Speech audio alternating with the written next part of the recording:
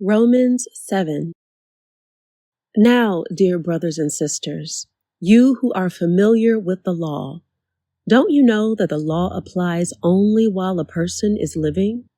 For example, when a woman marries, the law binds her to her husband as long as he is alive. But if he dies, the laws of marriage no longer apply to her. So while her husband is alive, she would be committing adultery if she married another man. But if her husband dies, she is free from the law and does not commit adultery when she remarries. So, my dear brothers and sisters, this is the point. You died to the power of the law when you died with Christ, and now you are united with the one who was raised from the dead. As a result, we can produce a harvest of good deeds for God. When we were controlled by our old nature, sinful desires were at work within us. And the law aroused these evil desires that produced a harvest of sinful deeds resulting in death. But now we have been released from the law, for we died to it and are no longer captive to its power. Now we can serve God, not in the old way of obeying the letter of the law, but in the new way of living in the Spirit. Well then, am I suggesting that the law of God is sinful? Of course not. In fact, it was the law that showed me my sin. I would never have known that coveting is wrong if the law had not said, "You must not covet."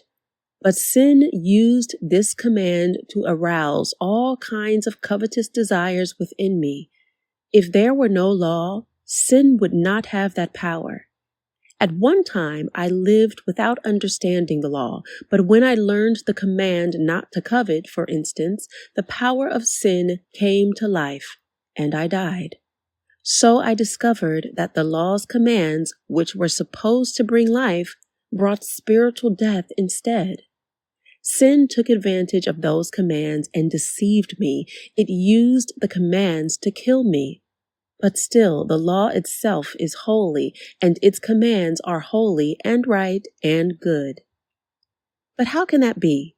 Did the law, which is good, cause my death? Of course not. Sin used what was good to bring about my condemnation to death.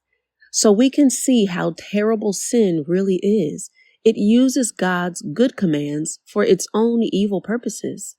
So the trouble is not with the law, for it is spiritual and good. The trouble is with me, for I am all too human, a slave to sin. I don't really understand myself, for I want to do what is right, but I don't do it. Instead, I do what I hate. But if I know that what I am doing is wrong, this shows that I agree and that the law is good. So I am not the one doing wrong. It is sin living in me that does it. And I know that nothing good lives in me, that is, in my sinful nature. I want to do what is right, but I can't. I want to do what is good, but I can't. I don't want to do what is wrong, but I do it anyway.